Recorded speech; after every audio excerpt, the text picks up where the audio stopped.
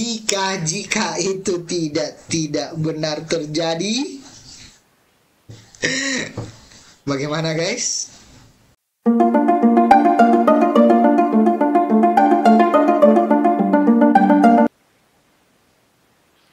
Oke guys, welcome to my channel di IR Fauzi ya guys. Oke, hari ini seperti biasa kita karena menjelang kualifikasi Piala Dunia di round 4, jadi kita akan membahas dunia persepak bolaan Indonesia yang sudah tiba di Arab Saudi. Tadi malam di tanggal 3 Oktober Patrick Kluivert sudah melakukan training dengan beberapa pemain. Jadi memang ini fokus untuk seminggu ini sangat benar-benar harus dimaksimalkan ya Coach Patrick. Dan beberapa update yang akan kita berikan kepada para pecinta sepak bola Indonesia. Mau berita hangat, berita buruk, atau berita baik duluan nih?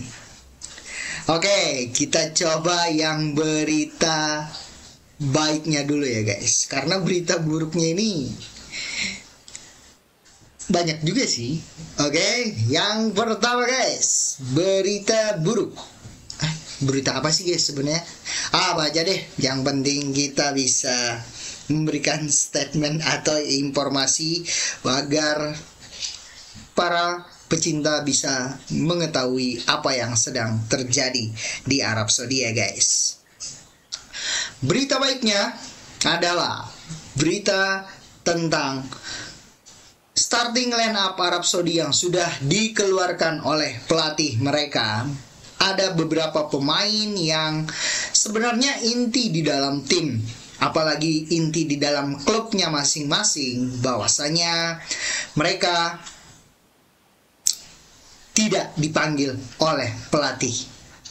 Seperti salah satu bek tangguh dari Al Nassr yang merupakan teman dari Cristiano Ronaldo, itu juga tidak dipanggil.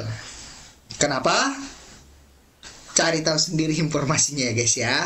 Dan ada beberapa tim-tim tangguh atau tim-tim yang pemain-pemain yang utama di dalam klubnya juga tidak dipanggil. Ada yang beberapa cedera, ada beberapa saya tidak tahu nih ada masalah apa nih antara pemain dengan pelatihnya ya. Tapi ini adalah berita baik buat timnasnya kita, yang artinya dengan kerapuhan di belakang, mudah-mudahan ini adalah celah untuk timnas kita bisa mencetak gol lebih banyak. Minimal harus 2-0 guys. Seperti pertandingan sebelumnya di round ketiga ya guys ya. Jadi saya berharap sih 2-0 harga mati ya guys, biar kita nggak dikerjain lagi. Kalau 1-0 itu dikerjain guys, ntar apalah ntar disenggol dikit begini dong, kartu kuning lah, penalti lah, males yang begitu-gituan. Bisa terpecah konsentrasi dari para pemain guys. Yang kedua,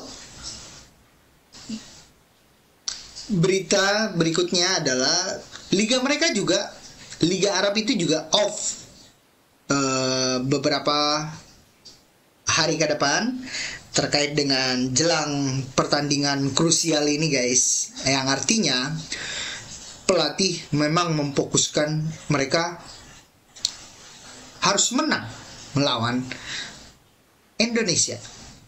Tapi kalau jika itu kalah coy, waduh, pukulan telak buat mereka. Kalah di kandang sendiri, pukulan telak. Kalau bisa peringkat FIFA-nya turun melejit ke 120 di bawahnya Malaysia kayaknya. Itu oke itu.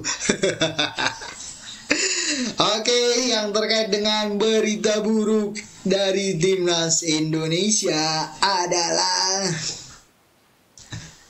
Martin Paes, Emil Laudero, terutama nih Emil yang lagi on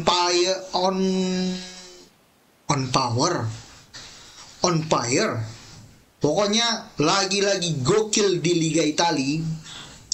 Ternyata Patrick Kluivert mendapatkan informasi yang mendadak. Artinya Emil Laudero tidak bisa main di laga krusial ini guys. Karena tiba-tiba Emil itu memberitahukan kepada Patrick bahwasanya dia tidak bisa main di laga krusial ini. Yang artinya satu-satunya kiper kita yang tersisa yang paling jago adalah Martin Paes. Martin Paes, mungkin teman-teman atau pecinta sepak bola sudah mengetahui bahwasanya dia baru selesai recovery, baru selesai pemulihan dari cederanya, dan itu belum 100% pulih, dan apalagi dia juga selama beberapa bulan ini tidak main di klubnya, yang artinya hanya fokus untuk recovery-nya. Masih, kalau saya sih masih meragukan ya guys untuk bisa tampil maksimal di lini belakang kita penjaga gawang, karena ini adalah laga hidup mati guys. Tapi saya berharap dengan waktu seminggu lagi atau 5 hari ini bisa dimaksimalkan untuk merecovery dari Martin Paes, jadi dia bisa lebih tampil yakin, dan Patrick Kluivert juga bisa memberikan kepercayaan itu kepada Martin Paes. Tapi jika itu tidak benar terjadi, bagaimana guys? Kiper dari Liga Indonesia masih ada guys. Jangan takut, masih ada Hernando, masih ada Nadeo.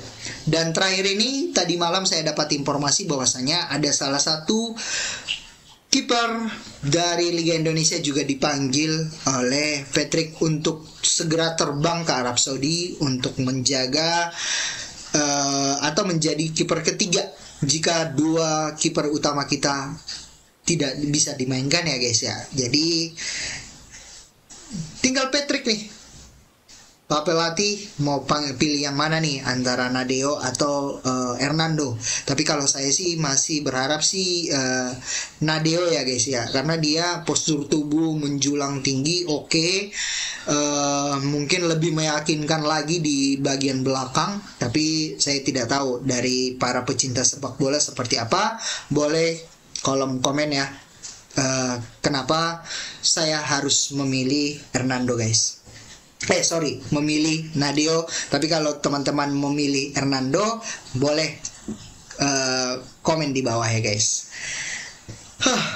Bagian lini belakang gokil, agak-agak timpang nih guys. Tapi bagian back kita fit 100%. Dix, Rido, Ijes, Verdong, saya rasa on fire juga guys. Jadi saya sih sebenarnya masih bertumpu kepada ketiga atau di lini belakangnya kita guys, yang artinya mereka ini adalah pintu terakhirnya. Jadi mudah-mudahan jika Nadeo atau Hernando yang dipasangkan nanti mungkin masih bisa, kepercayaan dirinya itu masih lebih tinggi karena ada back-back tangguh yang akan menjaganya di depannya. Berita baiknya, nah ini nih berita baiknya, striker Ole Romani juga dipanggil ya guys. Dan beberapa di training camp tadi malam itu kita masih sempat melihat Ole Romani sedang melakukan training santai untuk melakukan pemulihan di dalam dirinya agar dia bisa tampil untuk menjadi striker utama di laga krusial ini guys. Yang saya berharap masih dia menjadi tim inti atau menjadi striker utama kita untuk laga krusial ini. Jadi saya yakin bisa. Jika itu tidak bisa juga, mungkin 45 menit lah atau setengah babak mungkin dia bisa main. dan bisa untuk melakukan pemulihan lagi untuk melawan Irak ya guys di 3 hari berikutnya. 3 hari itu sangat jarak yang sangat dekat guys. Jadi tidak ada apa ya dibilangnya, tidak ada persiapan yang matang banget guys. Emang kita itu emang benar-benar kayak mepet, pemain dipecut. Waduh kacau deh guys. Udah di klubnya sebagai starter utama, di timnas menjadi starter utama. Mudah-mudahan ini adalah sebuah langkah awal yang membentuk, sebenarnya tujuannya untuk membentuk mental dari pemain, membentuk suasana dari para pemain bahwasanya dia bisa mengalahkan Arab Saudi. Oke, itu dulu ya guys ya, informasi yang kita berikan untuk A1 hari ini. Mudah-mudahan ini adalah momen penentu. Di Arab Saudi ini kita harus menang 2-0 guys. Kalau kita bisa menang 2-0, gue yakin lawan Irak kita lebih pede, bisa menang 1-0 atau imbang. Nggak apa-apa lah, yang penting kita bisa lolos. Sekian guys, jika ingin berdiskusi, ayo kita berdiskusi di kolom komentar.